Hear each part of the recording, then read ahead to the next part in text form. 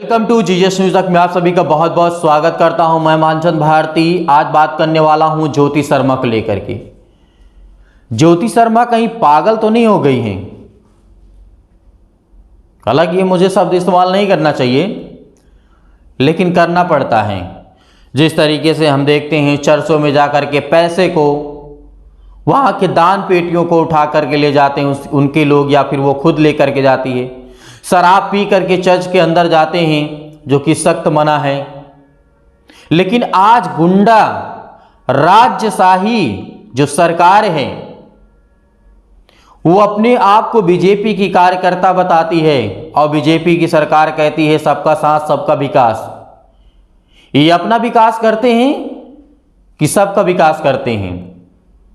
थोड़ी सी वीडियो आप देखिए, उसके बाद मैं आपको समझाता हूं। तो फिर हम लोग बोले कि आप लोग को कौन अधिकार दिया है कि आप मतलब हमको मना करोगे, ऐसा बोले। तो मैं बोला पुलिस प्रशासन तो है यहाँ पे और कानून व्यवस्था भी है, तो हमारे लिए मतलब उसको आप लेके आइए।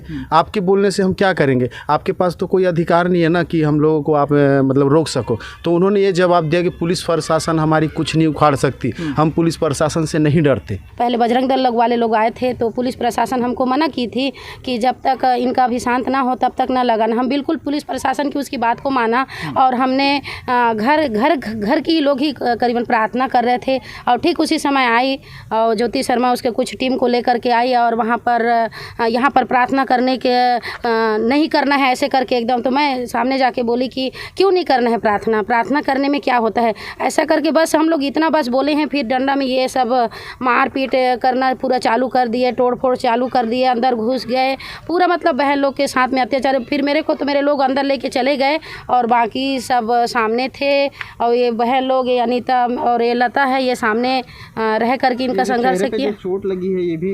हाँ जी, हाँ जी, हाँ जी, ये डंडा मारने का, डंडे से मारे हैं। हाँ। आप किस तरह से मतलब वहाँ पे हुआ था सब? जब उन लोग आए ना तो हम लोग भाई, मैं एक और भाई, हम एकदम पूरा एकदम मतलब ज़बरदस्ती डंडा पकड़ के एकदम अंदर घुसे रहे थे। तो हम लोग बोले ठीक है, हम लोग समझा रहे हैं। बोलते ये सब को हटाओ, इसको तोड़ो फोड़ो। हम लोग बोले ठीक है, हम लोग कर रहे हैं, आप लोग बाहर में रहो। बिल्कुल सुने नहीं, एकदम से डंडा से बरसाते गए और फिर वो अंदर घुस के तोड़फोड़ किए और लग गया डंडा।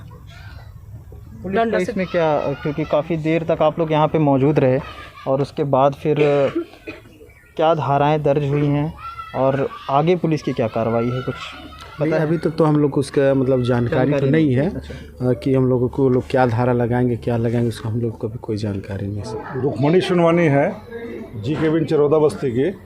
वो अपने परिवार के साथ प्रार्थना कर रही थी घर में।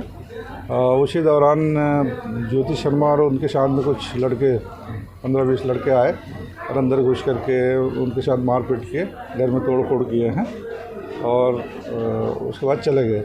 ज्योति सोनवानी, रुक्मणी सोनवानी की सूचना पर से अपराध पंजीबद्ध करके बेचने में दिया गया। सर किन किन धाराओं में अपराध पंजीबद्ध किया जा रहा है सर?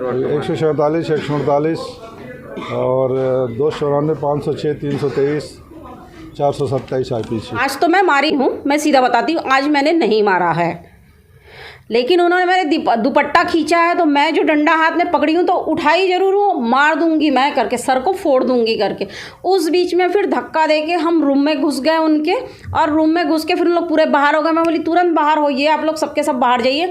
फिर जितना उनका था सबको हमने तोड़फोड़ कर दिया कि आप लोगों को समझ में नहीं आता है कि यहाँ नहीं करना है, धर्मांतरण नहीं करवाना है, बाहर से किसी को नहीं बुलाना है, समझ में नहीं आता है, तो हमने तोड़फोड़ किया है। जिस तरीके से आपने वीडियो में देखा कि अपने आप को पता नहीं क्या समझती है, ये निर्बुद्धि है। हमें परमेश्वर से दुआ करना चाहिए इसके लिए।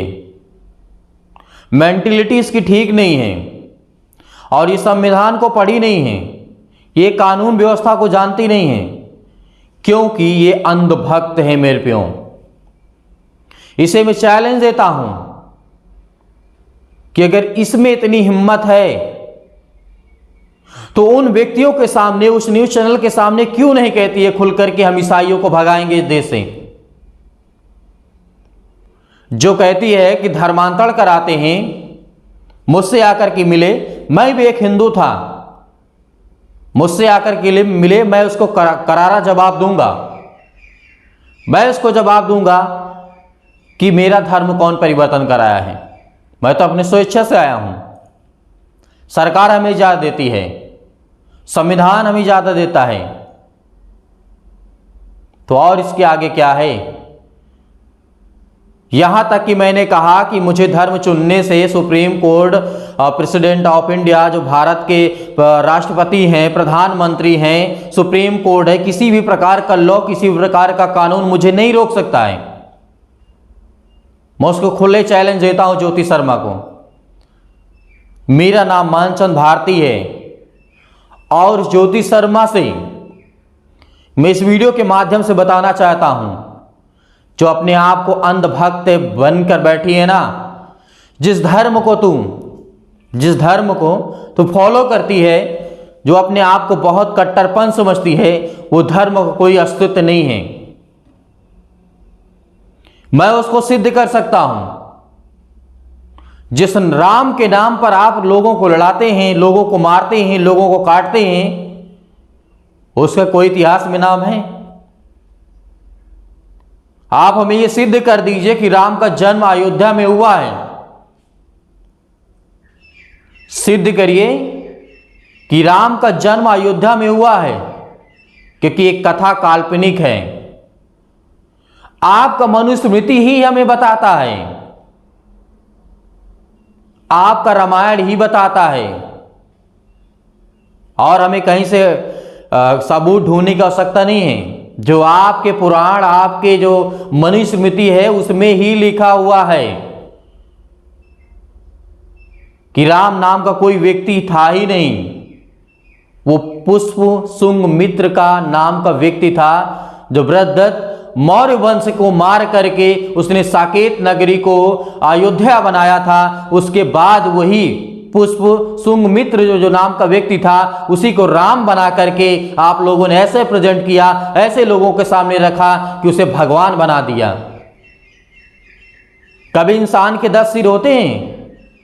रावण को आपने बता दिया। वो रावण कौन था मेरे प्रियो? छोटी सी बात बताना चाहता हूं मैं, इस बात को जान लो। मौर्य वंश के जितने भी 10वें राजा थे, उनको मार करके उनको ही बना दिए रावण। किसी इंसान को, या फिर किसी इंसान के 10 सिर हो सकते हैं, 4 हाथ हो सकते हैं, 5 हाथ हो सकते हैं।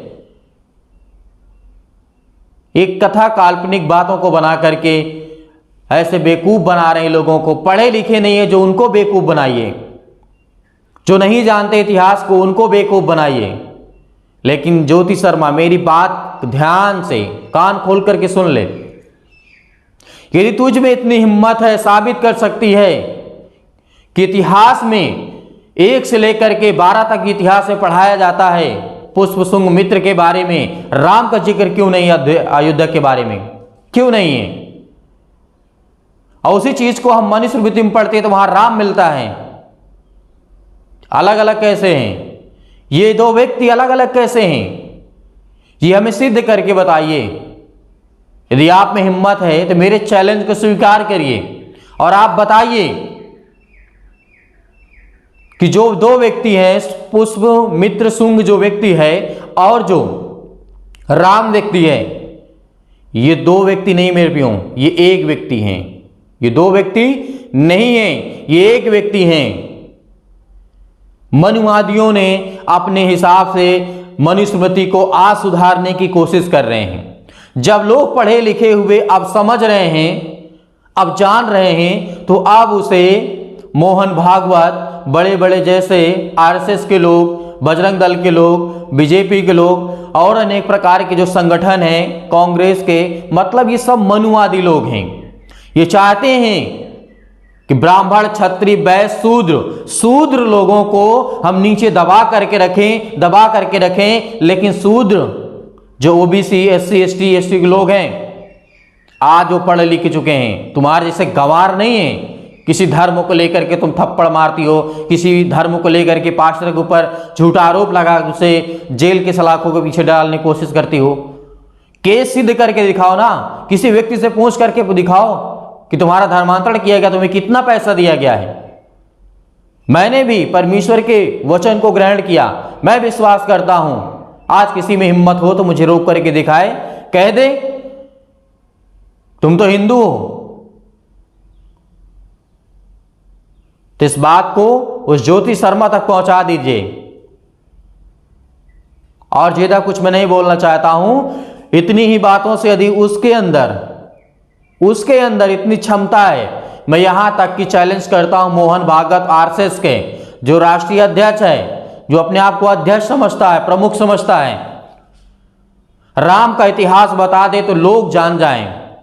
राम का इतिहास सिद्ध करें कि राम है कौन, जिसके नाम पर आज तुम पूरे देश में, पूरे भारत देश में लोगों को परेशान करके रखे हो, हजारों साल से गुलामियों की जंजीर में जकड़ करके रखे हो, राम नाम का शब्द यूज करके। तो मेरे प्रियो, परमेश्वर आपको बहुत आयत से आशीष दे। यदि मैं परमेश्वर के अगेंस्ट कोई शब्द बोला हूं तो परमेश्वर मुझे क्षमा करे, माफ करे, क्योंकि बोलना पड़ता है मेरे प्रियो। जब हद से ज्यादा हो जाता है किसी चीज को लेकर के तो बोलना पड़ता है, कहना पड़ता है, क्योंकि जितने भी बजरंग दल के लोग हैं, आरएसएस के लोग हैं, बीजेपी के लोग हैं, इनके अंदर सिर्फ एक ही शब्द है। उसमें SC OBC के लोग भी हैं, ST लोग भी हैं, बजरंग दल में शामिल है। मैं ये नहीं कहता हूं कि उसमें खाली मनुवादी लोग हैं, ब्राह्मण लोग, क्षत्रिय लोग हैं, नहीं मेरे प्रियो, उसमें हमारे समाज के भी लोग हैं।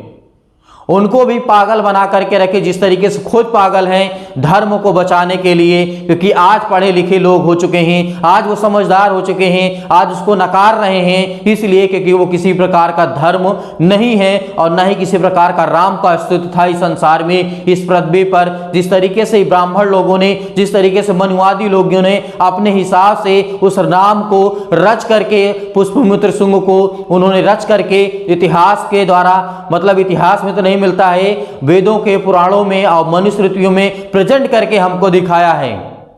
आज उसे हमारे लोगों ने, हमारे पुरखों और दादाओं ने माना है। आप अपने दादा से पूछे जा करके, क्या आपने मनुस्मृति को देखा है? पूछिए। मैंने आज तक नहीं देखा था, लेकिन कुछ दिन पहले मैंने मंगवाया था, उसकी ओरिजिनल कॉपी मैंने मंगवाया था। तो फिर जब मेरे बाप के बाप नहीं देखे हैं तो आज हम क्यों विश्वास करें उस अंधविश्वास पे? क्यों एक झूठी कथा कहानी काल्पनिक विश्वास करें? आज हमारे पास बाइबल है, चैलेंज करता हूं कि बाइबल को गलत करके सिद्ध करके दिखाओ तुम कहीं से भी, किसी भी रूप में, कि वो सत्य नहीं है। और मैं ये दावे के साथ कह सकता हूं कि राम एक काल्पनिक है। तो परमेश्वर आपको बहुत आयत से आशीष दें और इस वीडियो को ज़्यादा से ज़्यादा लोगों तक पहुंचा दें।